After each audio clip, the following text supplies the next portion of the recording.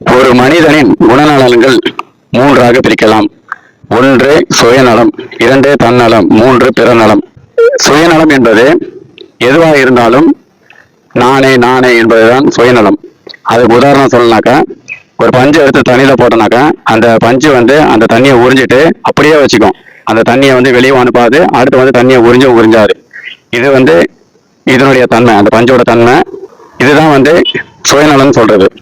அதே மாதிரி தன்னலம், தன்னலம்னாக்கா ஒரு குடும்பத்துல ஒரு ஆள் இருக்காங்கன்னு வச்சுக்கோங்களேன். அவங்க என்ன பண்ணுவாங்கனாக்கா, தன்னுடைய குடும்பம் மற்ற குடும்பத்துல ஏதோ ஒரு சின்ன பிரச்சனை, பக்கத்து வீட்டுல ஒரு பிரச்சனை, நமக்கு தெரிஞ்சவன் ஒரு ரோட்ல அடிபட்டு கிடக்குறான், அதை போய் ஆஸ்பத்திரியில பாக்குறது, அந்த மாதிரி எதுவுமே இல்லாம, இல்ல பொது வாழ்க்கையில எதுவுமே ஈடுபடாம, நல்லது கெட்டது எதுலையுமே கலந்து கொள்ளாம, நான் மட்டும் நம்ம குடும்பம் மட்டும் நல்லா இருந்தா போதும், நம்ம சந்தேகம் நல்லா இருந்தா போதும், மற்றதை பத்தி எதையும் நம்ம கலவப்படக்கூடாது, பொது விஷயத்துல எதுவுமே கலந்து கொள்ளக்கூடாது, அந்த மாதிரி இருக்கிறது தன்னலம்.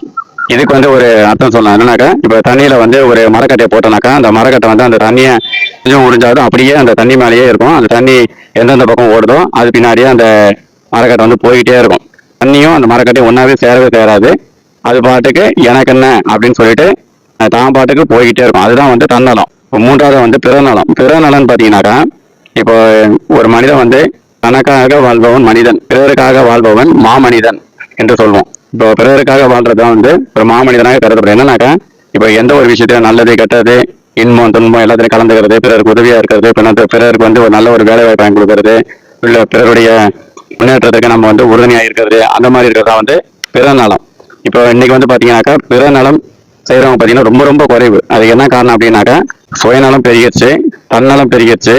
இந்த பிறநலம்ன்றது ரொம்ப கம்மியாகி போச்சு. அதுக்கு என்ன காரணம் அப்படின்னாக்கா, முன்னாடிலாம் 100ல 1, 1000ல 1, இப்ப லட்சத்துல 1, இப்ப கோடியில 1. அப்படிதான். இந்த கோடியில 1ன்னு சொல்றது யாருனாக்கா, இதை நமக்கு இந்த பிறநலம்ன்றது பெருந்தலைவர் காமராஜர் அவருக்கு பொருந்தோம். ஏன்னாக்கா, அவர் பிறந்து வளர்ந்து இருந்து 72 வருட வாழ்க்கையை பிறருக்காகவே அர்ப்பணிச்சிருக்கிறாரு. திருமணம் என்ற ஒன்றை பண்ணாம, திருமணம் பண்ணா நாட்டை கவனிக்க முடியாது, நம்மளுடைய பொதுமக்களை கவனிக்க முடியாது அப்படின்னு சொல்லிட்டு திருமணமே பண்ணிக்காம தன்னுடைய குடும்பத்தை எல்லாம் விட்டு அந்த மாதிரி இருந்து பிற நலத்துக்காகவே வாழ்ந்த மனிதன் அப்படின்னு சொன்னாக்கா பெருந்தலைவர் காமராஜர் அவரை சொல்லலாம். இப்போ ஒரு முதலமைச்சரா 1954 இருந்து 1963 வரைக்கும் இருந்திருக்கிறாரு முதலமைச்சரா.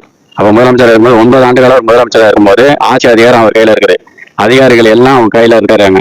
அப்படி இருக்கும் பொழுது இவர் என்ன வேணாலும் செய்யலாம். இப்போ நம்ம இந்த சொத்து எல்லாத்தையும் நம்ம பேர்ல எழுதிக்கிறது, அதை யார் எந்த அதிகாரியும் கேட்க முடியாது, யாருமே இவரை செக் பண்ண முடியாது, எதுவுமே இவரை பண்ண முடியாது.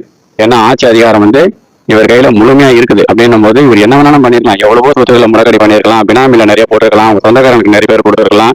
ஆனா அவர் எதையுமே சொத்தெல்லாம் எதுவுமே எழுதாம வாடகை வீட்டுல 50 ரூபா கொடுத்து வாடகை வீட்டுல இருந்திருக்கிறாரு. எந்த சொத்தும் பணத்துக்கும் அதுக்கும் ஆசைப்படாம இப்படி எல்லாமே பொதுமக்களுடைய பணம் அப்படின்னு இருந்திருக்கிறாரு.